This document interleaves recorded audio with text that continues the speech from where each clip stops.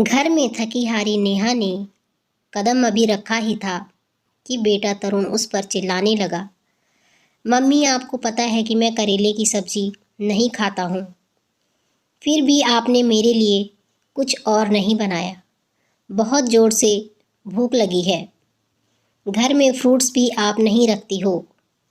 एक तो कॉलेज में आज प्रोफेसर ने पका दिया और फिर थके हारे आओ तो घर में कुछ भी नहीं मिलता है।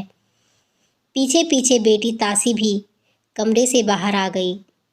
आज का तो दिन ही खराब है। एक तो क्लास टेस्ट भी अच्छा नहीं गया और आपने मेरे लिए सलाद भी काट कर नहीं रखा। आपको तो पता है कि मैं डाइटिंग पर हूँ। आपसे एक काम भी ढंग से नहीं होता। तरुण ने तासी की बात का समर्थन किया।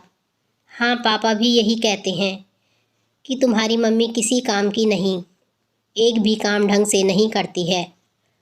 और रही सही कसर बच्चों की, दादी ने पूरी कर दी। मेरा बेटा कभी गलत नहीं कह सकता। दो ही बच्चे हैं और उनकी भी ज़रूरतों का ख्याल नहीं रख पाती है।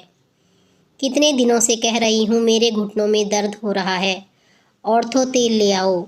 मेरा चश्मा टूट गया है, उसे बनवा दो। लेकिन तेरी माँ को तो फुर्सत ही कहाँ है। सुबह बाजार गई थी और अब लौटी है। उड़ाओ पैसे। मेरा बेटा दिन रात मेहनत करे और तुम आराम से शॉपिंग करो। दादी की बात सुन तरुण और तासी भी मुस्कुराने लगे। यह देख स्नेहा को गुस्सा तो आया, बहुत आया, लेकिन कुछ नहीं बोली। वो वैसे भी बहुत थकी हुई थी। उन सबको बोल कर या डांट कर अपने आप को थकाना नहीं चाहती थी। किचन में जाकर पानी पिया।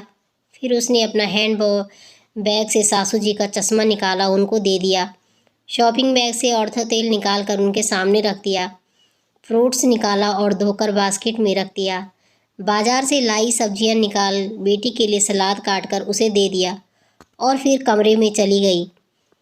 जरा सा कुछ कहो नहीं, तुम्हारी मम्मी मुंह फुला लेती है। मेरा सामान लाकर कोई एहसान नहीं किया, मेरे बेटे की कमाई से लाई है। और यही सब पहले कर देती तो हम भी गुस्सा नहीं करते। फालतू में हम सब का दिमाग खराब कर दिया। कनिका जी अपनी झेप मिटाने के लिए स्नेहा को ही दोष दे रही थी। अभी तक आप समझ ही गए होंगे कि स्नेहा की क्या स्थिति है। अपने ही घर में शायद एक पंचिंग बैग की तरह जो आता मुक्का मारकर चला जाता। अरे अभी आप पति जी अनिल से तो मिले ही नहीं। घर में बाकी सदस्यों का व्यवहार था तो उनसे अलग उम्मीद बिल्कुल मत करिएगा। शाम को घर आते हैं। कनिका जी ने सारा ब्यौरा बेटे को सुना दिया और स्नेहा की वजह से तरुण और तासी भूखे रह गए और बाजार लेट गई तो वह दवा समय से नहीं खा पाई। अनिल का मूड ऑफिस में बॉस की डांट के कारण बहुत ही खराब था और घर पर स्नेहा की शिकायत, उसका भी सारा गुस्सा स्नेहा पर फूट पड़ा। यार तुम करती क्या हो घर में? ऑफिस में बॉस की डांट सुनूं और घर आकर तुम्हारी कामचोरी की शिकायतें सुनूं। किसी काम की नहीं हो। मेरा घर अगर तुमसे नहीं संभाला जा रहा तो साफ साफ कह दो, मैं नौकर रख लेता हूँ। कम से कम इस रोज रोज की शिकायतों से बच जाऊंगा। स्नेहा जिसने अपनी 20 साल की शादी में पति, बच्चे और सासू जी और उनके रिश्तेदारों को खुश करने में बिता दिए, आज यह सुनकर उसकी भी सहने की शक्ति पूरी हुई और उसने कुछ नहीं बोला, लेकिन मन ही मन एक फैसला कर लिया। उसने 2-4 जगह फ़ोन किया और रात का काम ख़त्म किया और सो गई। सुबह स्नेहा के घर से एक बार फिर तरुण, ताशी, अनिल और कनिका जी के चिल्लाने की आवाज़ें सुनाई दे रही थी। मम्मी, मेरा दूध ब्रेड कहाँ है? मुझे आज ओट चाहिए। बहू, मेरे लिए उपमा बना देना। स्नेहा, मेरा टिफ़िन और नाश्ता कहाँ है? स्नेहा किचन से निकल कर आई। आप सभी को क्या, कैसे और कितना खाना है इसे बता दीजिए। किचन से एक और औरत बाहर आई। ये माया है, आज से आप सभी की ज़रूरतों का ख्याल रखेगी। ये क्या मजाक है स्नेहा? अनिल गुस्से से बोला। हमारे घर में आज तक कोई कामवाली नहीं रखी गई। तुम्हें तो सिर्फ मेरे बेटे की कमाई लुटाना आता है। यह घर का काम करेगी तो तुम क्या करोगी? कनिका जी भी तलखी, मम्मी जी मैं भी वही करूँगी जो 20 सालों से आप लोगों की नज़रों में करती आई हूँ, आराम। और अनिल, आपने कल कहा था ना कि अगर मुझसे आपका घर नहीं संभल रहा है तो साफ साफ कह दूँ और नौकर रख लेंगे।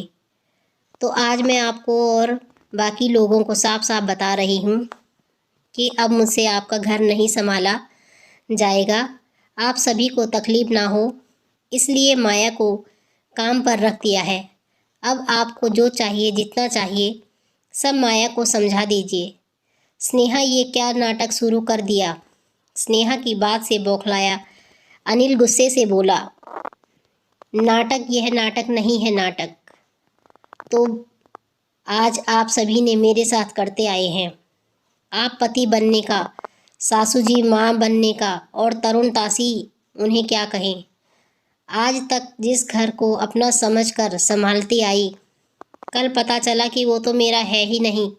मेरी औकात ही इस घर में कुछ नहीं है।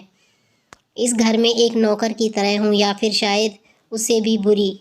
सुबह से लेकर रात तक सिर्फ और सिर्फ आप लोगों के बारे में सोचती, चिंता करती, लेकिन कभी बदले में मीठे दो बोल सुनने को नहीं मिले सासू माँ को देखकर। मम्मी जी, मैं बाज़ार घर की, आपकी बच्चों की, आपके बेटे की ज़रूरतों का सामान लेने गई थी। आपके बेटे की कमाई से अपने लिए कुछ नहीं लाई। हरी थाकी धूप में घर आई, किसी ने एक गिलास पानी तक नहीं पूछा। उल्टा शिकायतों का बैग लेकर सब शुरू हो गए। मुझ पर चिल्लाना, तरुण के कॉलेज में सब कुछ गलत हुआ तो उसका गुस्सा मेरे पर निकाल देना। ताशी का पेपर ख़राब हुआ तो उसका गुस्सा मुझ पर निकाल देना। अनिल को बॉस से डांट पड़ी तो उसका फ्रस्ट्रेशन मुझ पर निकाल दिया। और मम्मी जी, इन्हें पता नहीं मुझे कौन से जन्म की खुन्नस है। कभी आज तक प्यार के दो मीठे बोल नहीं बोले। आप सभी ने मुझे पंचिंग बैग समझ लिया है। जिसका मन करता है आता है और अपनी भड़ास और चिड़चिड़ापन निकाल कर चला जाता है। हर बात पर मुझे झिड़क दिया जाता है।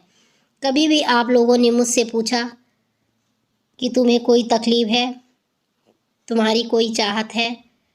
इसमें आप लोगों की कोई गलती नहीं, क्योंकि हम औरतों को अपनी इज्जत करवाना आता ही नहीं है।